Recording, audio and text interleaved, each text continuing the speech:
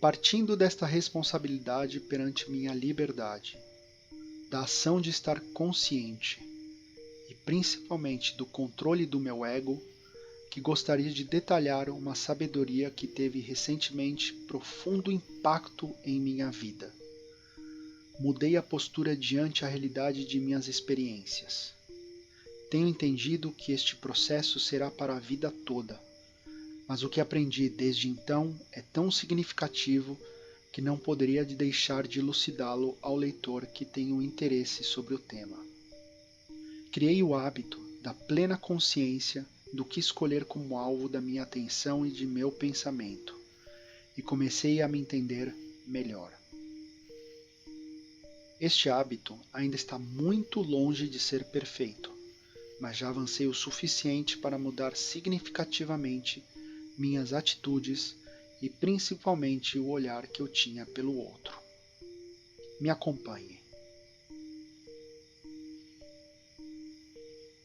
A realidade externa é apenas e tão simplesmente um espelho que reflete exatamente nossa realidade interna. Sei que isso não é novo. Já ouvi algo semelhante saindo da boca de sábios gregos e de alguns punhados de escritores contemporâneos. A mensagem é clara, mas absorvê-la é uma outra questão. Enquanto não se realizar e for sentida na prática, acabará por se tornar algo completamente inútil. Apenas mais conhecimento no meio de um cérebro já muito sobrecarregado de informações. Perceber este espelho não foi tarefa fácil, e ao me ver refletido nele, enxerguei minhas sombras e virtudes sem máscara alguma. A expansão de consciência deste processo seria algo inimaginável se não o tivesse feito. Reconhecermos-nos refletidos diante de outro ser humano é algo inacreditável, de uma beleza ímpar. A humildade e a empatia são as primeiras virtudes a aparecer nesta retomada legítima de consciência. Acredite, o simples ato de vislumbrar seu reflexo no outro já é um enorme passo para o questionamento de muitas questões da vida. O ganho é enorme, pois você passa a enxergar todas as suas ações com mais clareza. No meu caso, o mais importante foi o entendimento de que este reflexo não deveria ser sentido apenas uma ou duas vezes, mas que se tornasse o mais constante possível em todas as ações, paixões da vida. É difícil, claro que é, mas a satisfação em dar-se conta de algumas sombras, de compreender os mecanismos do ego e de perceber que sua liberdade interna começa a galgar passos importantes rumo à iluminação é enorme. Estar consciente do presente e de seus pensamentos, como disse David Foster Wallace, lhe traz responsabilidades que antes estavam sendo ignoradas pela condição de distração completa. Ignorância pura. Uma ignorância que ainda sobrepuja praticamente todas as almas deste planeta. A ilusão é demasiadamente densa para ser superada pela ação do nosso eu. Exige-se renúncia e um grande esforço de atenção e presença. O desapego ainda nos mete muito medo. No fundo, é o ego nos dizendo que não podemos. E será assim por muito tempo. Mas acredito que o caminho seja esse. Só mudaremos nossa condição humana para um outro nível quando estivermos realmente conscientes do que somos e assim trilhar passo a passo o caminho para o entendimento do que toda esta existência significa. A explicação teórica sobre este assunto é até de fácil entendimento, mas é quando se coloca em prática que a coisa muda de figura. Para começar, nossa realidade como um todo é um grande espelho. O universo é um espelho de nossos desejos. E um grande problema para nós é que ele é desprovido de moral. é somente um espelho que reflete nossos desejos mais puros, sem distinção de bem ou mal. E como tudo está contido nessa realidade, nós também somos agentes deste reflexo. Fazemos isso inconsciente e, sem saber, nos prestamos ao papel de refletir tudo o que está por aí. É por esta razão que é tão difícil de entender esta sabedoria na prática. Pretendo descrever tecnicamente o processo e posteriormente elucidar com 3 exemplos que vivi na pele. Foram 3 encontros que fizeram a minha ficha cair de vez. Primeiramente, precisamos entender que estes reflexos não são triviais. Quando me debrucei sobre o tema, me deparei com algo mais profundo que simplesmente uma frase de efeito sobre espiritualidade. Somos todos espelhos de nós mesmos. Mas o que isso realmente significa? Foi então que consegui ligar alguns pontos em leituras posteriores e cheguei ao entendimento de que cada parte da realidade reflete grande parte daquilo que é de domínio dela, de sua essência. Funciona como fractais, que são objetos que cada parte é semelhante ao objeto como um todo. Por exemplo, como diriam os hermetistas sobre o princípio do mentalismo, o todo é mente, o universo é mental. Bem resumidamente, este princípio diz que o universo é uma criação mental do todo, existindo em sua mente. A filosofia hermética faz referência a todo o universo, inclusive o que está além do que percebemos em nosso mundo material, e que ele é fruto de uma criação mental, sendo uma mente vivente infinita e universal. Nós vivemos e nos movemos dentro da natureza mental do universo. Logo, quando projetamos uma ideia que está no domínio mental para o universo, ele reflete o pensamento sem distinção moral. E isso é importante. Ideias boas e positivas são refletidas, assim como ideias ruins e negativas. Como não existe a moralidade neste ambiente, o reflexo vem sem julgamento algum. O que vivemos como sociedade é fruto de todos esses pensamentos e reflexos. Parece óbvio, mas ao mesmo tempo nos parece muito difícil de acreditar, por ser contraintuitivo e, em muitos casos, complexo e não trivial. E por que essa amoralidade é tão significativa? Porque ela pode causar uma certa confusão por conta de nosso nível de consciência coletiva ainda muito baixo. Uma vez ouvi um exemplo interessante que tentava explicar este fenômeno.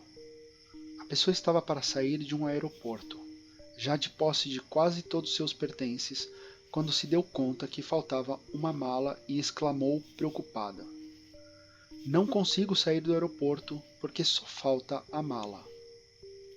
A bagagem não foi encontrada naquele dia, e frustrado, a pessoa foi para o hotel intrigada. No meio do caminho, ela se deu conta do que havia feito. Lembrou-se do conceito do espelho e entendeu que o universo havia lhe entregue, refletido, justamente aquilo que ele tanto havia desejado naquele momento: a falta da mala. Você pode achar este fenômeno sem sentido, que foi fruto de uma mera coincidência, e eu respeito essa opinião. A primeira vez que escutei, tive o mesmo sentimento, que foi confrontado somente depois do entendimento do conceito que está por trás. Por isso digo que, enquanto não se realizar e for sentido na prática, esta sabedoria acabará por se tornar algo completamente inútil e fruto de coincidências. É um exemplo que pode ser, a princípio, facilmente desbancado pelo mundo caótico e material sem sentido e sem lógica que somos obrigados a engolir como um remédio amargo para evitar a dura realidade de nossa existência. Mas pare e pense, sem julgamento. Se esta fosse a nossa realidade, a de que existe algo além de coincidências e eventos sem sentidos, ter esse nível de poder nas mãos, traria enormes responsabilidades e implicações que muitos não gostariam de lidar em suas vidas. Não é verdade?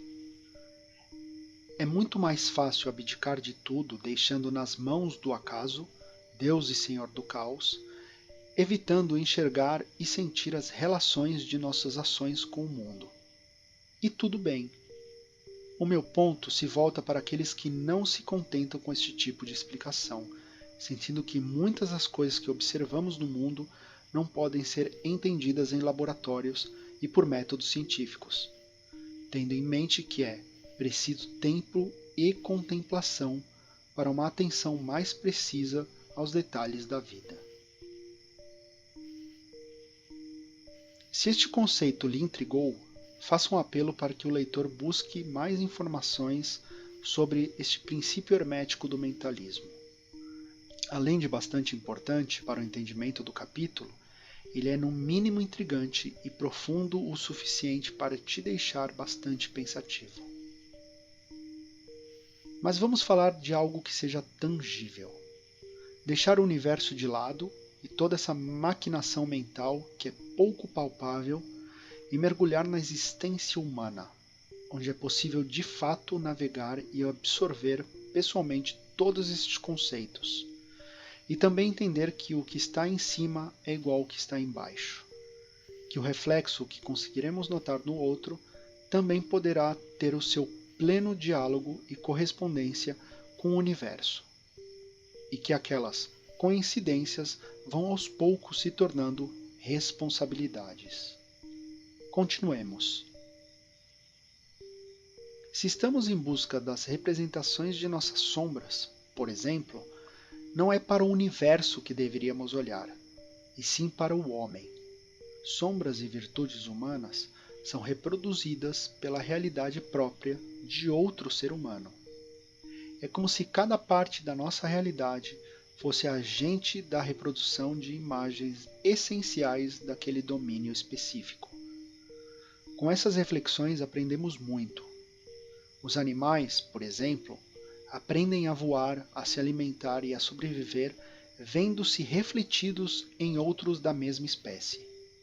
Para nós humanos, que temos a razão e a inteligência, aprendemos da mesma forma, mas em um grau muito mais complexo e não somente instintivo. Com uma consciência mais apurada e desenvolvida, começamos a notar que não somente nossos comportamentos sociais e culturais são refletidos em outros, mas nossas próprias sombras e paixões. É algo muito mais profundo e que só é possível pela condição que temos de sermos humanos. Nosso corpo é um poderoso templo do sentir.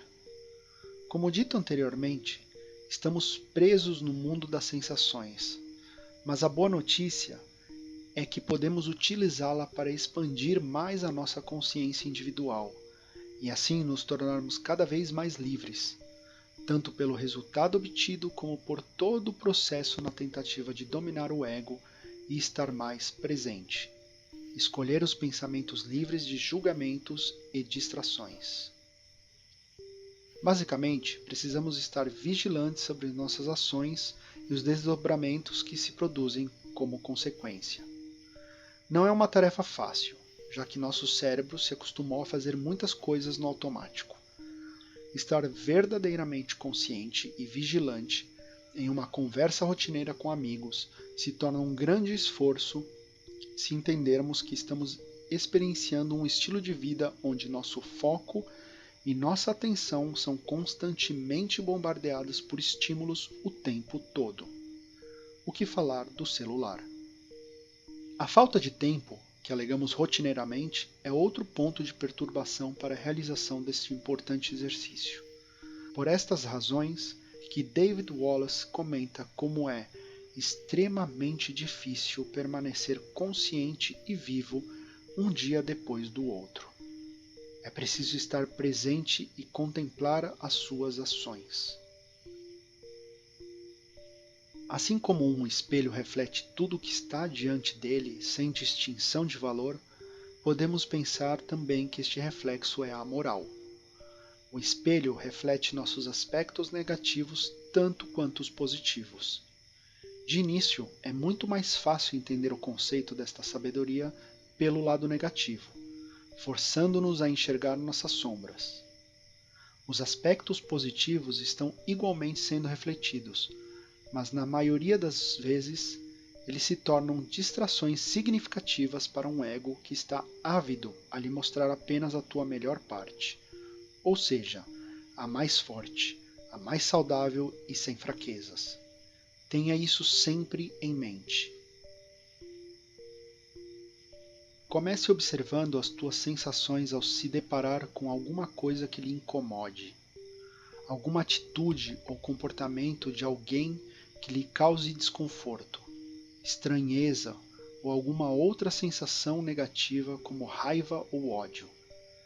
Neste momento, entenda que estas sensações são reflexos de algo que reverbera dentro de você. Volto a repetir. Este reflexo não é trivial e muito menos tão direto como podemos pensar.